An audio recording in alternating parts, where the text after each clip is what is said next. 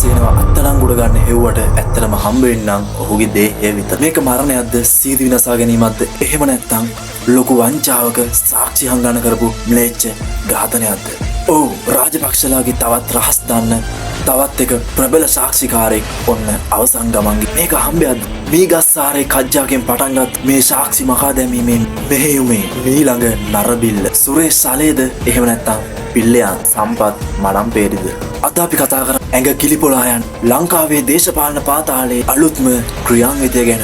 Video එක අන්තිම වෙනකම් බලන්න. මොකද මේවා අපි හැමෝම ලංකාවේ පුරවැසි විදිහට දැනගන්න ඕනි. තිත්ත ඇත්ත. කොල්ලුපිටිය පොලිසිය ඊයේ තහවුරු කළා අත්අඩංගුවට ගන්න නියම වෙලා හිටපු කපිල චන්ද්‍රසේන මහත්මයාගේ දේහය නිවසින් හමු වුණා කියන එක. ඇයි මෙයාව අත්අඩංගුවට ගන්න හෙව්වේ? රුපියල් 15000ක මුදලකට ව්‍යාජ අපකරු දෙදෙනෙක්ව ඉදිරිපත් කිරීමේ චෝදනාව. හැබැයි ඊට වඩා ලොකු කතාවක් එතන තියෙනවා. මතකද 2013 වසරේ ශ්‍රී ලංකන් ගුවන් සමාගම ප්‍රංශයේ එයාබස් සමාගම ප්ලේන් 14ක් ගන්න ගිය ඒ ගනුදෙනු. ඒ 330 යානා 6ක් ඒ 350 යානා 8ක් මේ ගනුදෙනුව පාස් කරගන්න එයාබස් සමාගමෙන් අපේ නිලධාරීන්ට මහා පරිමාණයෙන් අල්ලස් දීලා තිබුණා. මේ ගැන අල්ලස් හෝ දූෂණ චෝදනා විමර්ශන කොමිසමට කපිල චන්ද්‍රසේන කෙලින්ම කියලා තිබුණේ මේ කොමිස් මුදල් හිටපු ජනාධිපති මහින්ද රාජපක්ෂ මහතා ඇතුළු පිරිසකටත් ලබා දුන්නා කියලා. ඒ කියන්නේ මහින්ද රාජපක්ෂට කෙලින්ම චෝදනා එල්ල වුණු ප්‍රධාන හවුල්කාරයා සහ ප්‍රධානම සාක්ෂිය තමයි මේ කපිල චන්ද්‍රසේන මහත්මයා. පස්සේ කාලෙක මෙයාට බලපෑම් ආවට පස්සේ බය කරලා කට උතර ගත්තා කියලා දෙවුරුම් ප්‍රකාශයකුත් දුන්නා. කොහොම වුණත් එයාබස් වංචාව සිද්ධ වෙච්ච විදිහ අකුරක් නෑර දාන්න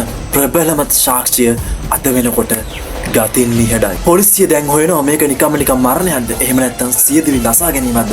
එහෙම නැත්නම් සාක්ෂි වසන් කරන්න කරපු රාජපක්ෂලාගේ ම්ලේච්ඡ ඝාතනයක්ද කියලා. මේ සිදුවීම දිහා තනි සිදුවීමක් විදිහට නම් බලන්න එපා කවදාවත්. මොකද රාජපක්ෂලාට එරෙහි සාක්ෂිකරුවන් දෙදෙනෙක් මේ වෙනකොට අවසන් ගමන් ගිහින් ඉවරයි. අනෙක් කෙනා තමයි අරුණ විධානගමගේ. ඒ කියන්නේ කවුරුත් දන්න මීගස්සාරේ කජ්ජා. රගර් ක්‍රීඩක වසීම් තාජුඩීන් ඇතු පාදඩ රාජපක්ෂ යුගයේ සිදු වුණු ගොඩක් අපරාධ ගැන හිටපු ප්‍රබලම සාක්ෂිකරුවෙක් තමයි මොහු. මීගස්සාරේ කජ්ජා මරණයට පත් වෙන්න ආසන්න කාලේ ලොකු හෙළිදරව්වක් කළා.